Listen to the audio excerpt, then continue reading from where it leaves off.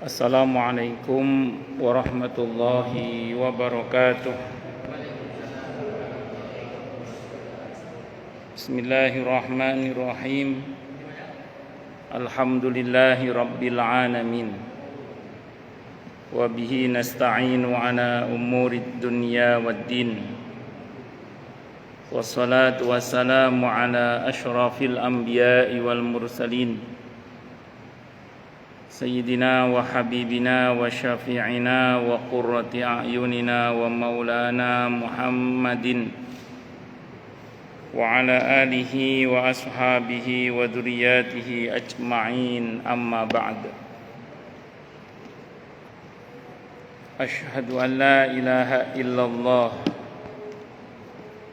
wa ashhadu anna Muhammadar Rasulullah wa ufawwidu amri ilallah. Innallaha basirum bil ibad.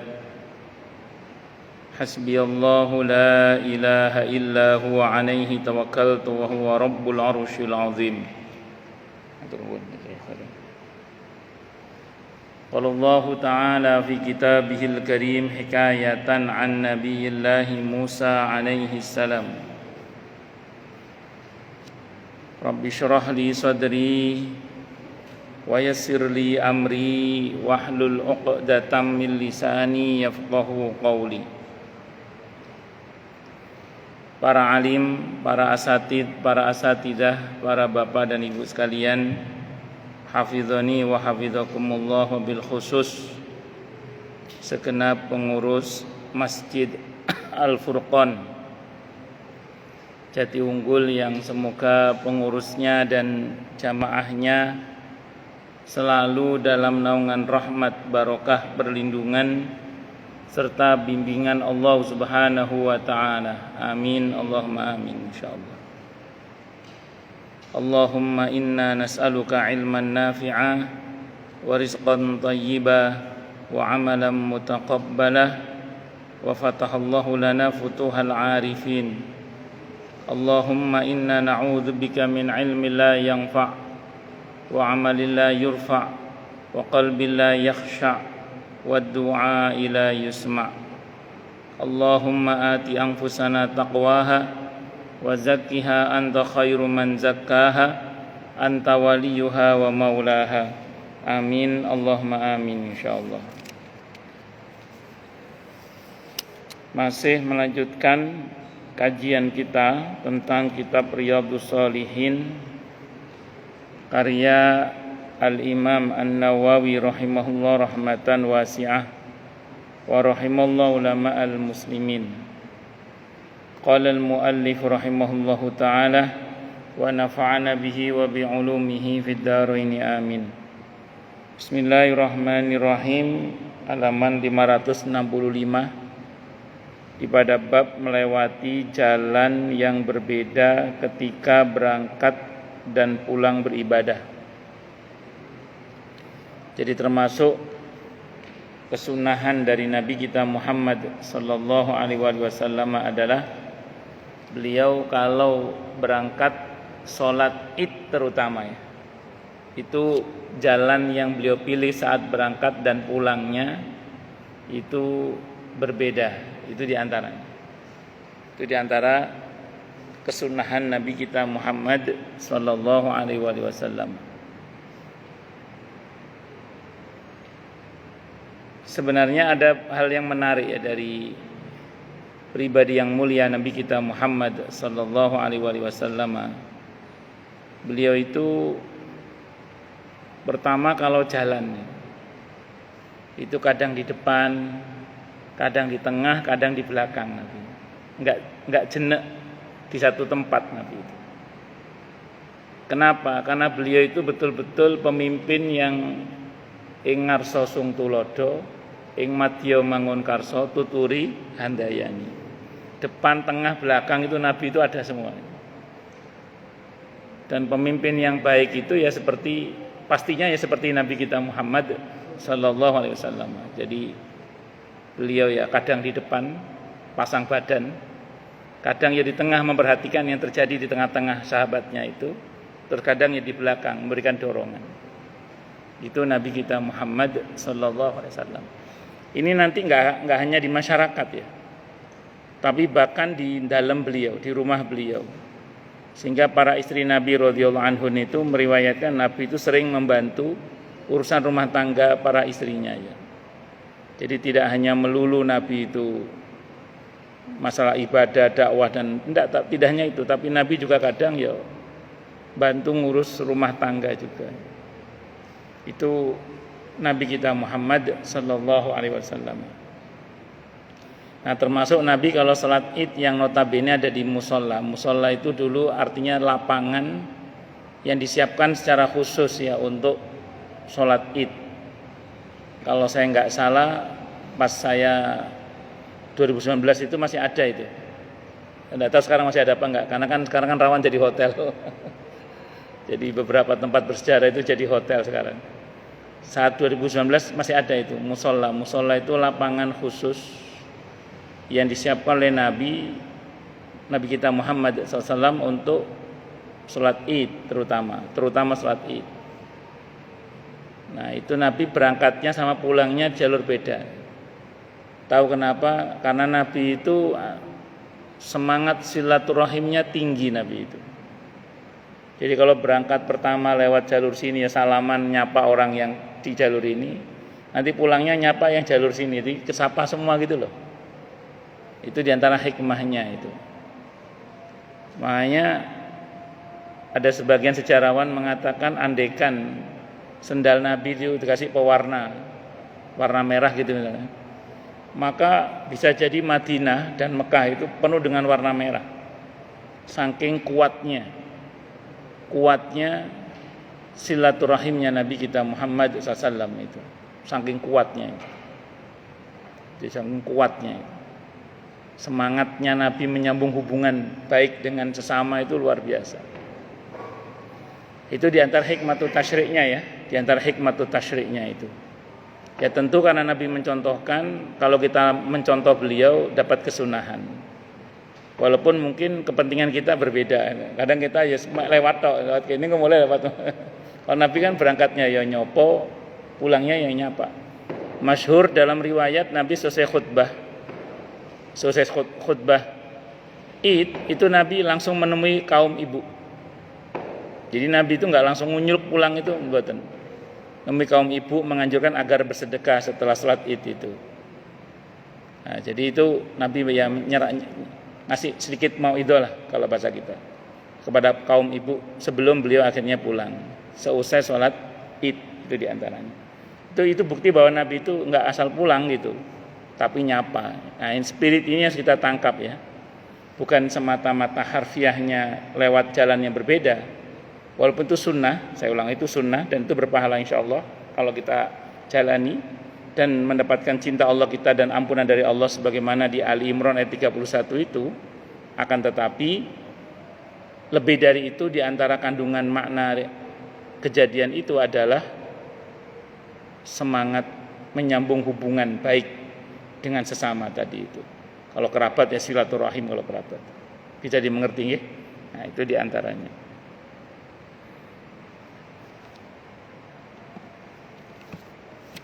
Jadi Pak Diro kalau tadi berangkat lewat sini nanti pulangnya muter lewat sana. Karena rumahnya kan tinggal. Buat tanda ini enggak harus, memang enggak harus. Cuman istilahnya itu ya karena Nabi ketika sholat jamaah kalau pas dari dalam beliau yang di samping masjid ya beliau enggak muter beliau, tapi beliau tetap biasa aja. Ya lewat situ pulang lewat situ. Tapi kalau untuk Id yang saya tahu kaitannya itu nanti. Karena saya pernah disodori sebuah tulisan saat itu oleh jamaah di Jakarta Timur karena ada sempat yang bikin heboh di sana. Jadi ada seorang kawan ustadz itu yang menyuruh jamaahnya agar kalau dia ke masjid itu jalan kaki, kalau naik motor parkirnya agak jauhan supaya jalannya agak banyak katanya. Karena beliau tidak menghitung putaran ban, yang dihitung jalan kaki aja, makanya kalau bisa parkirnya agak jauh. Terus yang rumahnya dekat masjid disuruh muter supaya jalannya jauh. Terus saya ditanya, gimana ini Ustadz? Saya jawab begini, Betul memang bahwa langkah kaki menuju ke masjid kalau kita wudhu dari rumah itu satu langkah pahala dihadirkan, dosa dihapus, derajat diangkat, itu betul, tidak salah. Tapi saya kok belum pernah ya baca hadis Nabi yang Nabi pas dari dalam beliau yang dekat itu terus lantas beliau kayak muter gitu, kok belum pernah baca saya, satu ya. Yang kedua, saya kok belum pernah baca juga perintah Nabi kepada ahlu sufah yang notabene tinggal di belakang pengimaman masjid itu. Kok saya belum pernah baca Nabi nyuruh ahlu sufah nanti kalau ke masjid muter ya kok belum pernah ya. Nah, jadi ya sing cedek wae ngono ya. Yang dekat ya dekat itu aja. Bahwa ada yang jauh seperti Bani Salamah itu ya tidak apa-apa, jauh-jauh itu rezekinya sudah itu. Gitu loh. Jadi enggak mesti kayak muter, enggak harus. Nah, jadi ya sama dengan nanti kaitannya dengan kesunahan-kesunahan yang lain itu. Jadi kita mesti utuh dalam memahaminya, gak terus harus dipahami secara harfiah gitu ya. Gitu. Jadi ya saya ulang sekali lagi, untuk yang model yang kedua tadi saya ulang ya. Ketika jenengan rumahnya dekat nggak harus muter gitu loh maksud saya. Dekat-dekat aja. Gitu. Walaupun nanti yang jauh tentu punya keutamaan yang lebih daripada yang dekat dalam hal ini. Karena memang yang dekat belum tentu ke masjid gitu. Sebagaimana yang jauh malah rajin ke masjid. Orang Saudi itu nggak semuanya haji. Padahal kita yang jauh-jauh pengen haji. Sampai ada yang berangkat dari Korea, ada yang berangkat dari mana, Australia, dari Amerika Latin, tadi enggak paham aku. Sekarang furoda berapa? Mending berangkat lah di dulur, tapi lah di dulur di kono. Akhirnya berangkat ada yang berangkat dari Korea, ada yang berangkat dari Australia, ada yang berangkat dari Amerika, enggak paham aku pokoknya. Karena jatuh, ada yang dari Taiwan mungkin. Ya sekarang duit dulur apa gak di kono. Ngambil kuotanya sana. Dihitung-hitung ya hampir-hampir mirip-mirip. Itu seperti itu. Allah Akbar, macam-macam ya. An Jabirin, diceritakan dari Jabir radhiyallahu an. Ini kok anhuma, dari siapa ini? Kalau Jabir ya radhiyallahu an, bukan anhuma. An Jabir, cerita dari Jabir radhiyallahu an, qala, beliau berkata, karena ada siapa an-nabi, itu yang anhuma salah nggih, yang betul anhu itu. Qala, beliau berkata, karena ada siapa an-nabi, nabi kita Muhammad sallallahu alaihi wasallam. Idza kana yaumul idin, apabila ada hari Id. Ini saya bilang tadi, biasa yang saya tahu ini kaitan dengan hari Id ya. Khalafat tariqa, beliau lewat jalan yang berbeda. Rawi al-Bukhari, hadisnya riwayat al-Bukhari. Jadi Nabi itu biasanya kalau hari Id berangkat sama pulangnya jalannya beda. Karena itu tadi Nabi itu orangnya seneng menyambung hubungan baik dengan tetangga-tetangganya. Jadi lewat ke jalan kini Nabi sapa semua, Nabi ajak, nanti pulangnya ya nyopos yang sebelah kini gitu. Allahu Akbar. Wa an Ibnu Umar, dan ceritakan dari Abdullah bin Umar radhiyallahu anhuma. Anna Rasulullah, sungguhnya Rasulullah sallallahu alaihi wasallam, karena adalah beliau yakhruju keluar min tariqin, dari jalan, min tariqi syajarati, dari jalan syajarah, wa yadkhulu min tariqil mu'arras, dan beliau keluar dan beliau masuk dari jalur jalan al-mu'arras. Wa idza dakhala Makkah, dan beliau masuk ke kota Mekah, dakhala min asaniyatil ulya, dari jalur asaniyatul ulya. Wa yakhruju min saniyati sufla, dan keluar dari jalur asaniyatus sufla. Muttafaqun alaih, Bukhari Muslim. Termasuk beliau kalau berkaitan dengan safar, kadang keluar masuknya beliau dari jalur yang berbeda. Tadi saya ulang, yang saya pahami ya, dan yang sependek yang saya ngaji, karena Nabi ini orangnya sangat kuat menyapa menyapa sesama itu loh. Jadi semangat menyambung kebaikan pada sesama itu kuat beliau itu. Kalau di Mekah itu silaturahimnya kuat karena hampir seluruh orang Mekah kan kerabat beliau, karena beliau itu memang orang Mekah aslinya. Nah, terus yang kedua, secara strategi itu ya susah ditebak jadinya kan. Jadi Muhammad nanti lewat jalan mana susah ditebak pada masa itu ya. Itu susah ditebak. Kenapa? Karena Nabi tidak selalu lewat di satu jalan, tapi melalui beberapa jalan itu.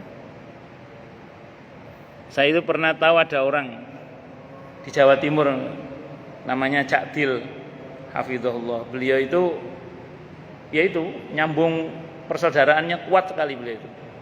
Misalnya saya mau ke Harapan Indah gitu ya. Kan harusnya Harapan Indah kan lurus saja kan. Itu enggak, ke Harapan itu beliau ke Pondok Gede dulu. Muter Pondok Gede dulu, ke Cakung gitu. Baru nanti ke Harapan Indah. Jadi nyapa saudara-saudaranya yang sana. Jadi sekali jalan itu mendatangi teman-temannya, saudara-saudaranya, keluarganya yang di mana-mana. Jadi semangat nyambung rahimnya dan semangat nyambung persaudaraannya itu kuat sekali dia itu. Beliau itu orangnya kuat sekali. Jadi kalau misalnya bilang saya mau ke Harapan Indah itu enggak langsung ke Harapan Indah. Muternya itu bisa lewat Tarumajaya sana atau lewat Cilincing, muter baru sampai ke Harapan Indah. Jadi enggak langsung. Nyapa keluarganya, saudaranya, temannya, kenalannya yang di daerah-daerah itu. Jadi bisa begitu itu. Ada orang yang model begitu tuh, semangat nyambung kekerabatannya itu kuat sekali itu. Allahu Akbar. Nah, begini ini ya kadang ada yang bermodal, ada yang tidak bermodal, ya ada. Biasanya yang cenderung lebih mudah diterima itu yang ada modalnya. Mboten mung teko tok ning yang nggawa hadiah. Tidak hanya datang tangan kosong tapi ya bawa hadiah. Itu lebih mudah diterima ya. Kalau yang kosongan tergantung pribadi orangnya. Ada memang orang-orang tertentu yang supel, yang enak memang datangnya itu juga enak, orang seneng itu ya ada. Dengan izin Allah. Dan Nabi kita Muhammad SAW ini tentu pribadi yang memang secara umum pastinya kalau orang itu beriman, tentu dia akan mengharapkan kedatangan beliau. Orang tidak beriman pun secara nurani sebenarnya senang dekat dan bersama dengan Nabi kita Muhammad SAW. Kenapa? Karena beliau secara muamalah orangnya baik. Secara dengan hubungan dengan sama itu baik beliau itu. Itu seperti itu. Dan beliau adalah rahmatan lil alamin. Beliau adalah rahmat bagi seluruh alam. Bahkan beliau adalah rahmatun muhdatun. Aku ini kata Nabi rahmat yang dihadiahkan oleh Allah untuk alam semesta. Tidak hanya untuk manusia tapi juga untuk alam semesta. Wa ma arsalnaka illa rahmatan lil alamin. Berikutnya bab baru, sunnah mendahulukan yang kanan.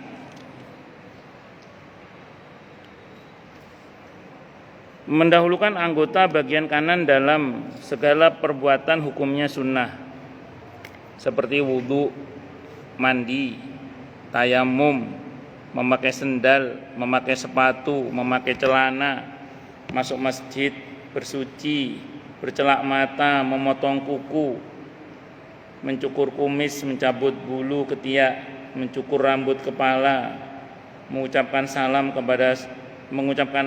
ketika selesai sholat, makan, minum, berjabat tangan, mencium hajar aswad, keluar dari kamar kecil, mengambil sesuatu, memberikan sesuatu dan sebagainya. Sedangkan yang berlawanan dengan hal-hal yang tersebut di atas, seperti buang air besar atau kecil ya, meludah, masuk kamar kecil, keluar dari masjid, melepas sepatu, melepas sendal, melepas baju, melepas celana, melepas pakaian, membersihkan kotoran dan perbuatan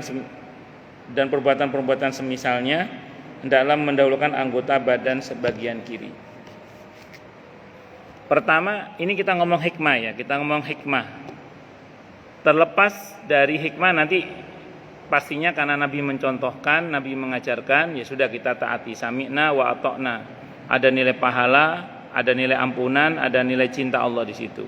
Ali Imran ayat 31 itu ya, qul in kuntum tuhibbunallaha fattabi'uni yuhibbukumullah wa yaghfir lakum dzunubakum. Katakanlah wahai Nabi, Kalau kalian mengaku cinta kepada Allah, maka ikutilah aku. Maka Allah akan mencintai kalian dan mengampuni dosa-dosa kalian. Itu rumus dasar dulu. Nah, tentu kita mencoba menggali hikmah ya. Hikmah ini lebih kepada supaya kita ini lebih mantap lah istilahnya gitu. Walaupun tanpa ada hikmah pun ya kita tetap mentaati karena itu ajaran dari Rasulullah Muhammad sallallahu alaihi wasallam. Di antaranya gini, kita ini dilatih dalam Islam itu pada setiap detil perbuatan dan perkataan kita itu diharapkan kita itu punya kesadaran. Punya kesadaran akan ketaatan. Jadi sampai pada masalah masuk kamar kecil sekalipun, itu diharapkan kita itu punya kesadaran untuk taat gitu. Sampai pada hal-hal yang tampaknya kecil sekalipun. Gitu. Ya tadi sepele aja, lepas sepatu, pakai sepatu, pakai celana, lepas celana. Itu pada hal yang terkecil, yang sepele kelihatannya pun kita diharapkan ada kesadaran untuk taat.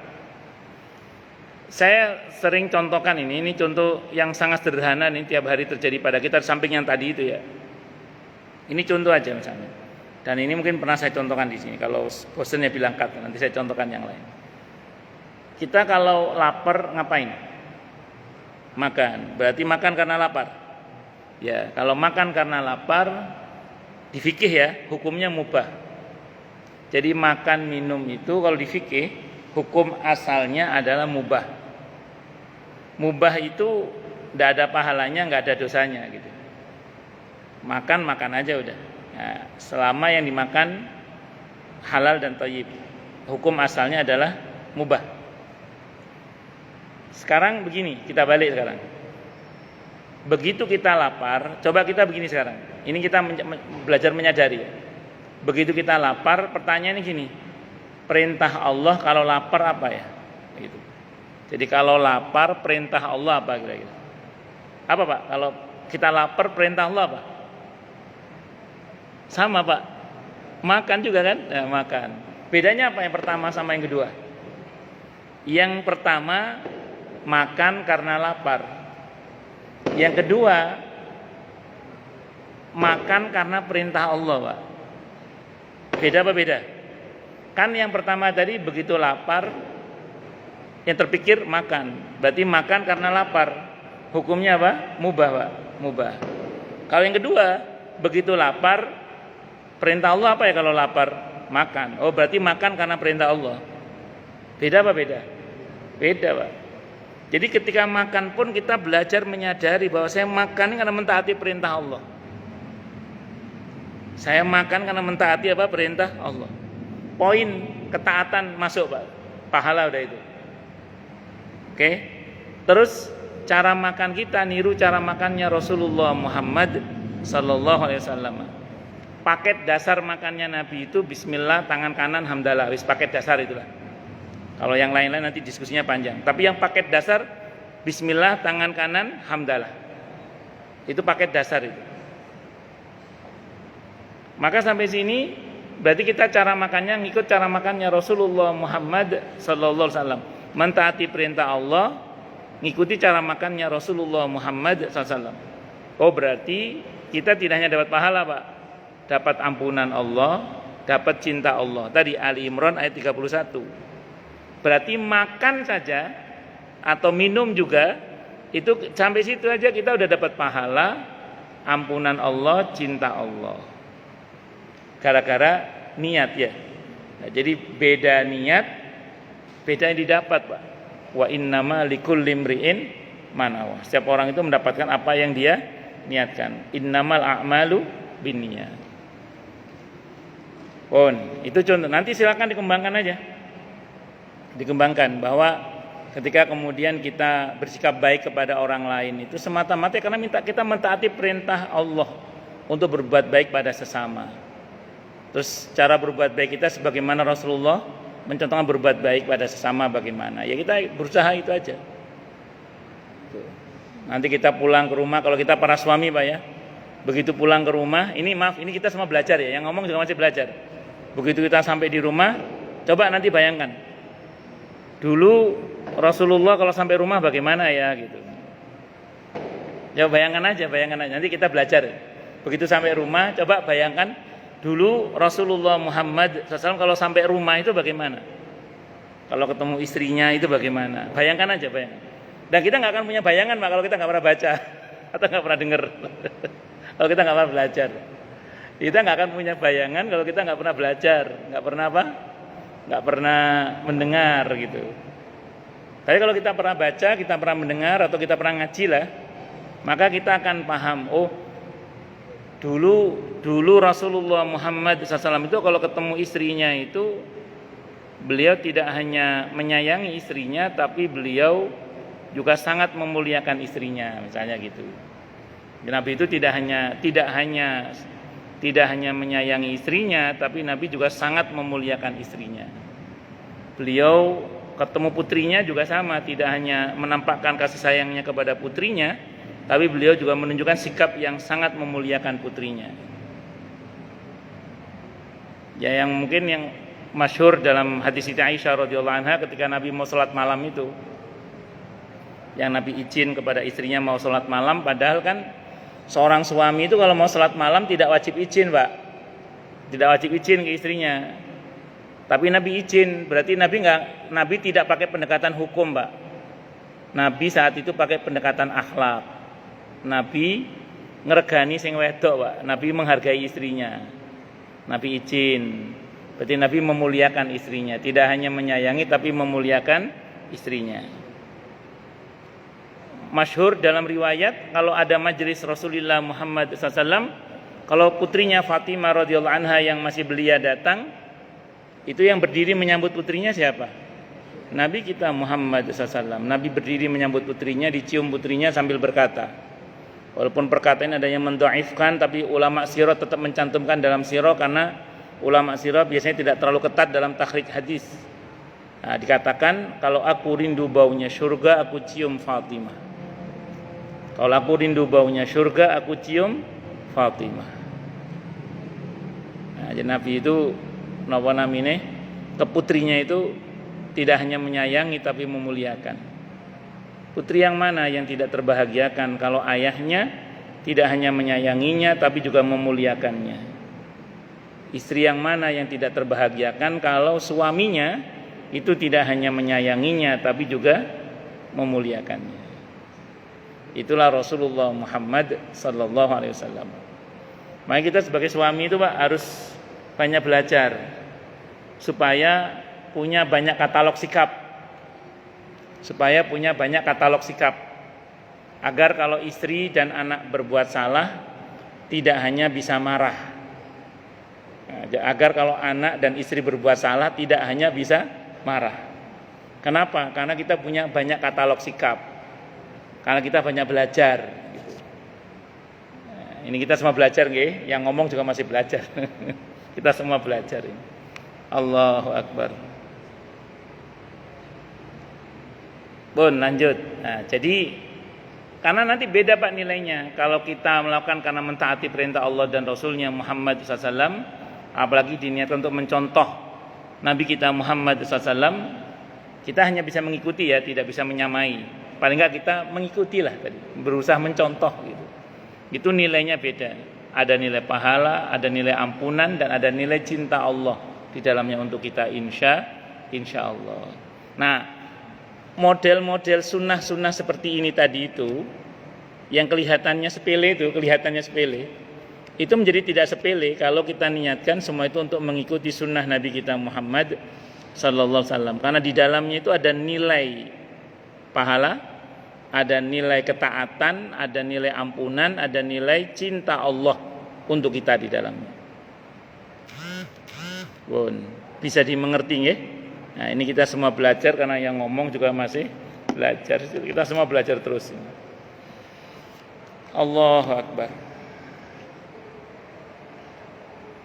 Qala Allah Ta'ala berfirman, fa amma man utiya kitabahu biyaminihi fayaquluha umqra'u kitabiyah. Al-Haqqah ayat 19.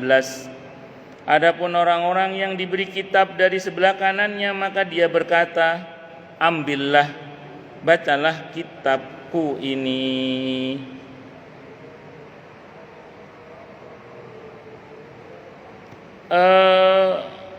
sebagian para ulama mengatakan begini. Kenapa orang-orang yang ini sebagian tafsirnya banyak ya. Salah satu tafsir yang bisa kita ambil dari para ulama terkait dengan kenapa orang-orang yang beruntung itu mendapat catatan amalnya itu dari sebelah kanan dan dari arah depan. Sementara orang-orang yang celaka itu menerima catatan amalnya itu dari arah kiri dan atau dilempar dari belakang. Nauzubillahi min syarri dzalik. Itu ternyata begini, ada penjelasan begini. Orang-orang yang kebiasaannya di dunia menjaga akhlak. Ini di antara penjelasan para mufassir yang pernah saya ngaji ya. Jadi di antara kebiasaan orang-orang beriman yang gemar menjaga akhlak karimah dalam kehidupan sehari-harinya di dunia, di mana dia dalam hal kebaikan selalu menggunakan tangan kanan, menghargai orang yang menyapanya, terus sebagaimana sunnah Nabi kan, Nabi itu kalau dipanggil orang kan menghadap dengan badannya. Nabi itu kalau dipanggil orang enggak cuman oh iya, tapi dengan badannya gini Pak, Nabi itu. Makanya nanti Anda baca dalam kitab Ar-Rasul Al-Muallim, Nabi sang guru itu, semua tamu yang bertamu kepada Nabi kita Muhammad SAW begitu pulang merasa dianggap penting semuanya oleh Rasulullah Muhammad SAW. Gimana tidak? Setiap sahabat yang bertanya, Nabi tidak hanya bagaimana, tapi bagaimana itu Nabi Pak. Nabi itu menghadapkan badannya gini Pak. Itu Nabi. Ustadz kadang kok enggak ya? Saya kan bukan Muhammad Rasulullah Pak. Saya Muhammad Subhan. Enggak, kita belajar. Kadang kita ada lupa-lupanya ya. Tapi kita berusaha Pak. Ini kita berusaha belajar. Karena yang ngomong juga masih belajar. Kita semua belajar. Betul, ini kita saling mengingatkan aja ini. Ya, itulah Rasulullah Muhammad SAW. Maka kebiasaan di dunia itu Pak terbawa sampai ke akhirat. Sehingga ketika dipanggil, diberi catatan amal, dia menggunakan akhlaknya Pak, terima pakai tangan kanan, menghadapkan badannya gitu. Makanya orang yang selamat itu menerima catatan amalnya dari arah depan atau dari arah kanan. Maksudnya dia terima buku itu dengan tangan kanan karena dia menjaga akhlak. Sementara orang-orang yang terima dengan tangan kiri atau dilempar dari belakang itu, karena semasa hidupnya di dunia dia tidak berakhlak, seringkali ngasal pakai tangan kiri. Ini terlepas yang kidal ya, sering ngasal pakai tangan kiri, tidak pernah perhatikan kesunahan tentang keutamaan tangan kanan.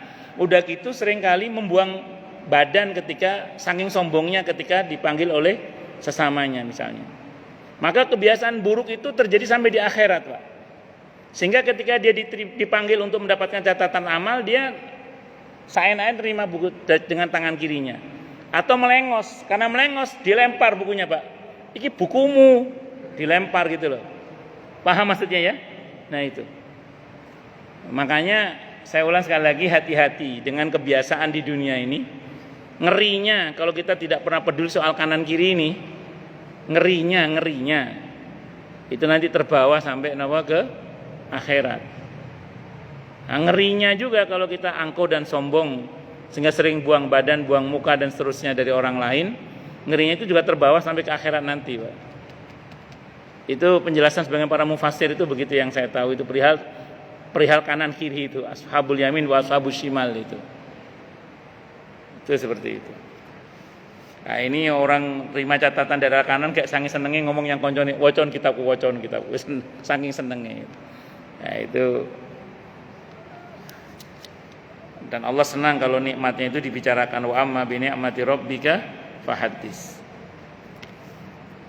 Allah Ta'ala berfirman di surah Al-Waqi'ah ayat 8 sampai 9. Fa ashabul maimanati ma ashabul maimanah wa ashabul masy'amati ma ashabul masy'amah. Itu golongan kanan alangkah mulianya golongan kanan itu, dan golongan kiri alangkah sengsaranya golongan kiri itu. Dan saya kira sudah saya jelaskan ya kenapa kok mereka celaka yang kiri itu.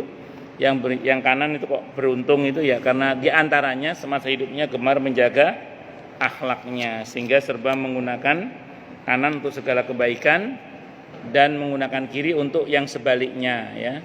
Terus konteksnya semua adalah dalam ketaatan ya, dalam ketaatan kepada Allah dan Rasulnya Muhammad sallallahu alaihi wasallam. Wa an Aisyah radhiyallahu anha, dan cerita dari Siti Aisyah radhiyallahu anha qalat, beliau berkata, karena ada siapa Rasulullah sallallahu alaihi wasallam yu'jibuhu at-tayammunu fi sya'nihi kullihi fi tuhurihi wa tarajjulihi wa tana'ulihi, muttafaqun alaih, Bukhari Muslim. Rasulullah Muhammad sallallahu alaihi wasallam sangat menakjubkan di mana beliau selalu mendahulukan anggota tubuh sebelah kanan dalam segala hal, seperti bersuci, bersisir, dan memakai sendal. Jadi Nabi itu dalam hal-hal tadi itu dan beberapa hal yang disebut oleh Imam Nawawi lengkapnya tadi itu mendahulukan yang kanan. Untuk sebaliknya beliau mendahulukan yang kiri. Jadi masuk sendal, kalau mau lepas masuk masjid berarti yang dilepas sendal mana dulu ini? Kan masuk masjid itu sendal dilepas nggih. Kan sunahnya kaki kanan dulu nggih. Kaki kanan dulu. Terus padahal sunahnya yang dilepas sendal kiri dulu. Terus gimana itu? Nah, diinjak dulu sendalnya itu. Jadi atau duduk ya. Nah, jadi lepas sendal kiri dulu, diinjak sendalnya itu. Terus lepas apa? Lepas sandal kiri dulu nggih. Nggih. Ya, lepas sandal ada. Lepas sandal kiri, nggih, kiri dulu. Kalau pakai sandal kan kanan dulu. Diinjak dulu sandalnya itu. Terus lepas sandal kanan baru nginjek undak-undak masjid pertama itu. Nah, baru kemudian kaki kiri. Itu kalau kita sadari semua itu ya, kalau kita sadari itu di samping insya Allah gak gampang pikun ya, insya Allah gak gampang pikun karena menyadari semua itu ya tadi plus pahala tadi itu. Ini memang bukan perkara haram, bukan perkara yang berdosa kalau kita tidak melakukan hal itu, tapi ini kan perkara akhlak. Perkara akhlak ini perkara-perkara yang bisa mendatangkan hidayah dan melanggengkan hidayah dengan izin Allah. Karena orang itu kalau nggak bisa jaga akhlak, itu bisa rontok hidayahnya itu, bisa dicabut hidayahnya itu. Nah, orang yang menjaga akhlak itu bisa husnul khotimah. Hidayah itu dijaga oleh Allah. Sambil contoh gini misalnya. Ada di fikih sunnah itu ada, di fikih sunnah itu. Di fikih sunnah saya sabit itu. Ada seorang sahabat diajari oleh Nabi sujud. Dia ngeyel, dia ngomong gini, "Alah ngene cukup." Jadi tanah itu taruh di jidatnya ngene cukup, enggak harus meletakkan kepala di tanah. Apa kata para sahabat? Dan kami tidak tahu orang itu selain dia mati dalam keadaan kafir. Nauzubillahi min syarri dzalik. Saya ingat saya pernah ngaji itu ketika Madinah banjir. Pernah Nabi kita Muhammad SAW itu sholat di atas onta itu. Kan ada sahabat datang, ya Rasulullah mintakan hujan, ini lama enggak hujan. Saat khutbah Jumat Nabi doa hujan kan. Sepekan itu satu Jumat itu hujan enggak berhenti-berhenti sampai banjir Madinah itu. Itu ketika banjir Madinah itu dalam satu riwayat beliau itu pernah sholat di atas onta itu karena saking enggak bisa sholat di daratan. Nah itu ada satu orang yang ngeyel sholat tuh kok di atas onta, yang bener itu semua ini las di bawah sampai kelelep, mengingkari amal jama'i itu tidak menjaga akhlak kepada Rasulullah Muhammad SAW, itu mati kafir. Naudzubillahi min syarri dzalik. Naudzubillahi min syarri dzalik. Nah sementara dukunnya Fir'aun yang menjaga akhlak kepada Nabi Musa alaihissalam itu matinya malah husnul khotimah, mati dalam keadaan iman. Ketika pas mau diadu oleh Fir'aun dengan Nabi Musa itu dukunnya kan mengatakan, "Wahai Nabi Musa, panjenengan dulu apa kami dulu?" Itu kata para ulama, ini menjaga akhlak kepada Nabi Musa. Gara-gara menjaga akhlak kepada Nabi Musa, dia diberi hidayah oleh Allah, mati dalam keadaan iman. Namanya menjaga akhlak itu penting. Di samping untuk kesempurnaan nilai kebaikan, al-birru husnul khuluq, itu dalam kitab Al-Arba'in An-Nawawiyah. Lebih dari itu, dengan menjaga akhlak yang mulia itu insyaallah dan semoga iman Islam kita itu istiqomah. Allah sempurnakan iman Islam kita semua. Amin, Allahumma amin, insyaallah, mudah-mudahan. Karena orang yang nggak bisa jaga akhlak itu rawan su'ul khotimah. Orang yang nggak bisa jaga akhlak, walaupun ini bukan masalah hukum, sanksinya nggak sampai pada hukum haram lah istilahnya gitu. Tapi ngerinya kalau kita tidak menjaga akhlak yang mulia, itu ngerinya iman Islam kita yang terancam itu. Na'udzubillahi minasyarri dzalik. Semoga Allah sempurnakan iman Islam kita semua ya. Amin, Allahumma amin, insyaallah, mudah-mudahan. Terus kemudian wa anha, dan diceritakan dari Siti Aisyah radhiyallahu anha, qalat, beliau berkata, kanat yadu Rasulillah sallallahu alaihi wasallam, adalah tangan Rasulullah Muhammad sallallahu al-yumna, yang kanan, lituhurihi, untuk sesucinya, wa ta'amih, dan makannya, wa kana, dan ada yaduhu, tangan kiri beliau, tahu yaduhu, tangan beliau, al-yusra, yang kiri, li khalaihi, untuk ceboknya, wa makana min adza, dan termasuk yang untuk yang kotor-kotor. Hadisun sahihun, hadisnya hadis sahih, rawahu Abu Dawud, telah meriwayatkan hadis ini siapa Imam Abu Dawud, wa ghairu, dan yang lain-lain, bi isnadin sahih, dengan sanad yang sahih. Jadi kalau untuk yang baik-baik beliau menggunakan tangan kanan, kalau untuk yang kotor-kotor termasuk cebok beliau menggunakan tangan kiri. Ada sebuah penelitian ini, tapi terlepas dari penelitian ini ya, terlepas dari ini sunnah tetap. Andai kan nggak ada penelitian ini, tetap kita mentaati Rasulullah Muhammad SAW. Jadi di tangan kanan kita ini, menurut informasi ilmiahnya katanya ya, ini mengandung zat-zat yang kalau kita sentuh itu, terkait makanan terutama, itu akan mudah membusuk, sehingga membantu penguraian di perut nantinya. Makanya kalau kita makan pakai tangan itu lebih sehat menurut penjelasan ilmiahnya itu. Yang tangan kanan ini mengandung zat-zat yang seperti itu untuk memudahkan pencernaannya itu. Nah, sementara yang kiri ini mengandung enzim pembunuh kuman katanya gitu. Tapi terlepas dari riset itu atau jurnal itu, andekan pun itu tidak ada gitu ya, tetap kita mentaati apa yang diperintahkan dan diajarkan oleh Rasulullah Muhammad sallallahu alaihi wasallam. Hikmah itu hanya semacam penguat saja, tapi itu tidak menjadi alasan, karena alasan yang pokok kita adalah mentaati perintah Allah dan Rasulnya Muhammad sallallahu alaihi wasallam. Ya kayak sumu tasihu, puasalah maka kamu akan sehat, itu bukan hadis ya, itu ungkapan ya. Walaupun memang diantara hikmah dari puasa itu insya Allah sehat, tapi jangan puasa karena ingin sehat. Sehat itu bonus.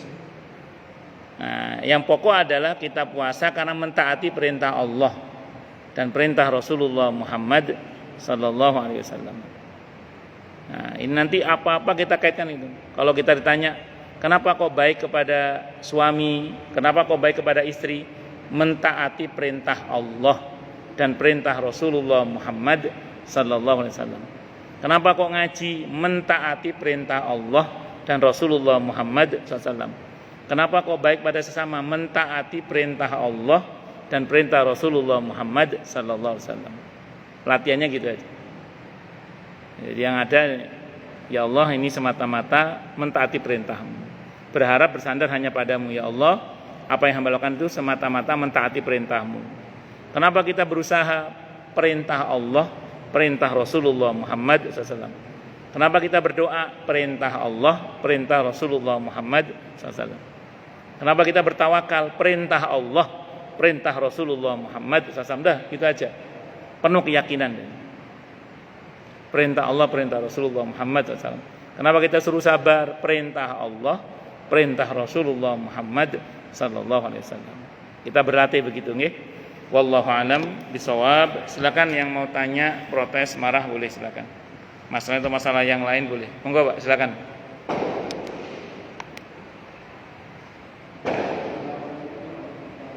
Waalaikumsalam warahmatullahi wabarakatuh.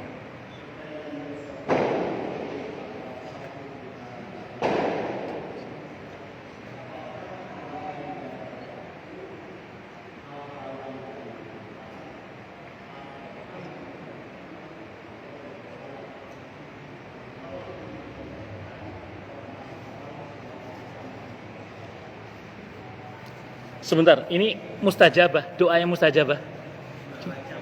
Oh, bulan Rajab. Oh, puasa sunnah di bulan Rajab. Oh, nggih. Terus.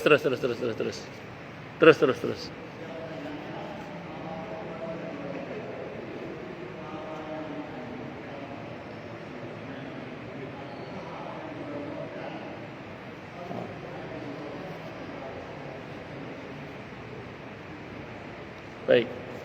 Waalaikumsalam warahmatullahi wabarakatuh. Ini sependek yang saya pelajari ya. Ya, ini kita semua terus belajar. Sependek yang saya pelajari, kan bulan yang mulia itu sejak Allah ciptakan langit dan bumi itu ada 4 ya. Sejak pertama Allah menciptakan langit dan bumi itu ada 4 bulan yang mulia. Dzulqa'dah, Dzulhijjah, Muharram, lompat 1 Rajab 4. Ramadan enggak masuk Ustaz? Enggak, Ramadan enggak masuk. Ramadan tidak masuk. Ramadan bukan termasuk bulan yang mulia sejak Allah ciptakan langit dan bumi, enggak.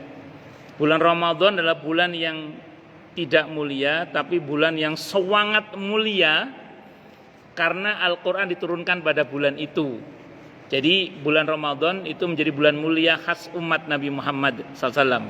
Kalau yang 4 ini sejak Allah ciptakan langit dan bumi sudah Allah muliakan 4 bulan yang ini. Dzulqa'dah, Dzulhijjah, Muharram, lompat 1 Rajab. Ya, itu satu dulu. Dulu Muharram namanya bukan Muharram. Muharram itu nama di umat Nabi Muhammad SAW juga itu. Dulu Muharram itu namanya Safar Awal. Terus khusus untuk umat Nabi kita Muhammad SAW Allah ngasih nama dengan nama Muharram. Makanya Muharram disebut dengan Syahrullah, bulan milik Allah karena yang ngasih nama Allah gitu. Hadisnya Bukhari itu diantaranya. Baik, saya mau terangkan dulu. Dzulqa'dah dan Rajab itu 2 bulan mulia yang di dalamnya sependek yang saya pelajari ya, tidak ada amalan khusus yang dikaitkan dengan bulan itu. Jadi tidak ada amalan khusus yang dikaitkan dengan bulan itu yang riwayatnya mencapai derajat sahih. Itu dulu ya, itu dulu. Nah, tapi kalau Dzulhijjah ada banyak amalan di dalamnya yang dikaitkan secara khusus dengan bulan itu dan itu sahih riwayatnya. Seperti kurban, puasa Arafah, misalnya, terus salat Id, hari tasyrik itu dan seterusnya itu. Itu kalau Dzulhijjah. Muharram, amalan yang khusus dikaitkan khusus dengan bulan Muharram adalah saum Asyura. Supaya beda dengan Yahudi 9-10 atau 10-11 atau 9-10-11 misalnya. Itu yang dikaitkan secara khusus yang mencapai derajat sahih atau kamakal. Satu dulu nggih. Nah, itu dulu rumus dasar dulu. Nah, pertanyaan Bapak menarik. Ini kan bulan yang mulia. Ya, bulan yang mulia. Berarti kebaikan di dalamnya lebih. Ya, lebih. Oh, berarti kita boleh meningkatkan amalan di dalamnya termasuk puasa. Boleh banget. Termasuk kita meningkatkan puasa di bulan ini boleh banget. Kenapa kok boleh banget? Ada hadis Bukhari yang dikatakan Nabi bersabda begini. Puasa yang paling utama setelah Ramadan adalah puasa di bulan yang mulia. Termasuk adalah Rajab. Berarti kita puasa di bulan Rajab itu termasuk puasa yang sangat mulia. Hanya ini saya mau cerita sebentar. Ada kejadian menarik di zaman Abu Bakar As-Siddiq radhiyallahu anhu di mana beliau pernah marah kepada sekelompok anak muda yang memperlakukan puasa Rajab itu, puasa di bulan Rajab maksud saya, itu seperti puasa Ramadan. Maksud beliau itu jangan sampai karena senang puasa di bulan ini seolah-olah puasa ini wajib sebagaimana puasa Ramadan. Jadi Bapak di bulan Rajab puasa aja, tidak ada masalah. Puasa apa Ustaz? Puasa sunnah mutlak boleh, silakan. Lagi pengen puasa nih, puasa silakan. Puasa sunnah mutlak berarti. Asal hindari puasa yang hari Jumat atau Sabtu tok. Itu aja. Terus kemudian Senin Kamis silahkan. Daud silahkan. Ayyamul Bid silahkan. Tidak ada masalah. Itu pahalanya beda. Kita niatnya puasa Senin, puasa Kamis, ya. Sunnah mutlak itu aja. Di dalam ini utama di bulan Rajab ini. Kita ngaji ini kalau menurut hisab ini sudah masuk 1 Rajab ini kalau hisab. Tapi kalau ru'yah saya nggak tahu. Kalau hisabnya sudah masuk 1 Rajab ini, hisabnya ini. Nah, Ini ngaji ini beda, ini pahalanya ini. Beda. Pahalanya beda. Sebagaimana perbuatan dosa, dosanya juga beda. Jadi di bulan yang mulia ini pahalanya beda, dosanya juga beda. Cuman dosa itu tidak ada kelipatannya, besarannya mungkin, kelipatannya tidak ada. Karena tidak temukan dalil bahwa dosa itu dilipat gandakan. Kalau pahala, besarannya dan kelipatannya. Kalau dosa, besarannya mungkin, kelipatannya tidak. Nah, karena di At-Taubah 36 itu ada wanti-wanti Allah jangan berbuat dolim di bulan ini.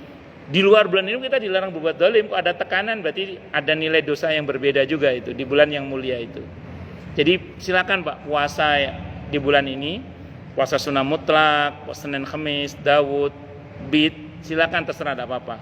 Tapi jangan diperlakukan bulan ini sebagaimana bulan Ramadan dalam pengertian seolah-olah ini wajib gitu loh. Karena Abu Bakar pernah marah itu gara-gara beliau tidak mau orang memperlakukan Rajab itu seperti memperlakukan Ramadan gitu, karena takut nanti menjadi wajib hukumnya gitu. Ngoten Pak nggih? Wallahu a'lam bishawab. Nggih. Monggo Pak. Assalamualaikum warahmatullahi wabarakatuh. Waalaikumsalam warahmatullahi wabarakatuh. Oke. Kalau 10 tahun atau 14 tahun yang lalu kita selalu keluar melihat keramaian-keramaian di mana kita bukan ikut dalam acara tahun baru, tapi karena pengen melihat suasana atau mungkin kita pengen makan apa gitu Pak sambil melihat keramaian itu. Namun akhir-akhir ini saya masih sadar bahwa kita juga udah nggak mau keluar lagi. Paling kalau misalnya ada keramaian kita hadir untuk karena kita datang untuk mungkin makan apa. Bagaimana hukumnya kalau kita keluar malam tahun baru, yang boleh apa, yang tidak boleh apa? Ya tergantung keperluannya apa Pak. Betul, nggih, betul. Keteksek. Nggih. Saya kan Nggih. suasana rame. Nggih. Dan ini nggih, kula jawab nggih. Nggih, kula jawab. Tergantung tujuannya apa ngoten. Karena gini, innamal a'malu binniyat wa innamal likulli imri'in ma nawa. Amal itu dengan niat, setiap orang mendapatkan apa yang dia niatkan, Pak. Ngoten Pak Diro nggih. Kalau jenengan keluar, misalnya saya keluar hari ini, saya lihat tadi ramai di jalan itu. Saya kan mau ngajar. Ya tentu saya mendapatkan apa yang saya niatkan. Saya tidak menikmati. Sepanjang perjalanan tadi saya sibuk mengingkari itu. Sibuk mengingkari apa-apa yang saya lihat yang menurut saya nggak benar gitu aja. Saya tadi sepanjang jalan tadi saya sibuk mengingkari hal-hal yang dalam kacamata agama yang saya pahami ini nggak benar. Nah, saya kenapa keluar? Saya ada keperluan ngajar. Maka saya dapat itu. Tadi aduh lagi lapar nih. Mau cari makan. Ya gimana? Mau kita mau makan keluar. Kita nggak akan dapat, kita insya Allah tidak akan masuk dalam kategori yang ikut mensiarkan apa yang terjadi pada malam ini. Mau kita mau cari makan, emang lagi butuh makan kan? Monggo tidak ada masalah. Akan lain halnya kalau kemudian nun sewu, kalau kita keluarnya niatnya memang merupakan ingin menjadi bagian dari momen yang ada sekarang ini. Nah, itu yang dikhawatirkan masuk dalam kategori man tasyabbaha biqaumin fahuwa minhum itu. Ngerinya begitu, ngerinya. Ngaten nggih Pak, jadi kembali ke niatnya, ditata mawon niatnya. Kalau untuk hal-hal yang memang jelas kita keluar untuk keperluan apa, keluar saja, tidak ada masalah. Ngomong kita ada keperluan kok. Nah, ini mumpung momennya sekarang saya lagi ada keperluan, ya sudah keluar aja, tidak ada masalah. Cuman memang tadi saya pribadi selama perjalanan untuk hal-hal yang mungkar yang saya lihat ya saya ingkari, saya mengingkari semua. Nah, ngoten Pak nggih, jangan diem aja diingkari, terus didoakan. Semoga dapat hidayah, semoga diberi kesadaran dan macam-macam. Ngoten nggih Pak nggih, wallahu a'lam bishawab. Ngoten nggih? Ya, nggih. Monggo yang lain silakan kalau ada. Silakan. Oke. Assalamualaikum warahmatullahi wabarakatuh.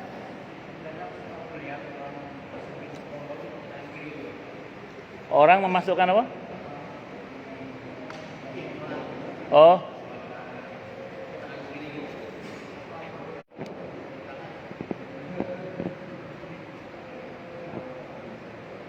Orang memasukkan ke kotak infak pakai tangan kiri.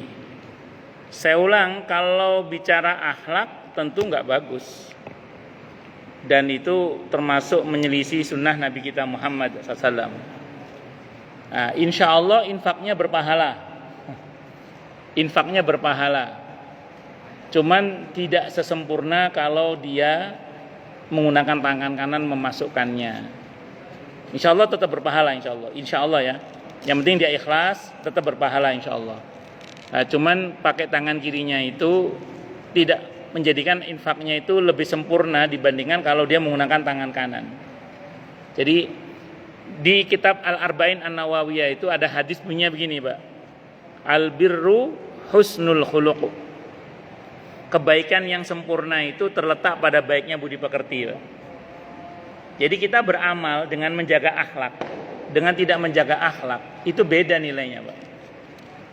Jadi insya Allah sodakonya tetap berpahala, Pak. Insya Allah tetap berpahala.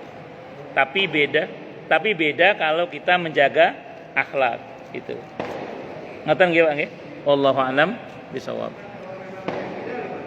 Nah, bagus.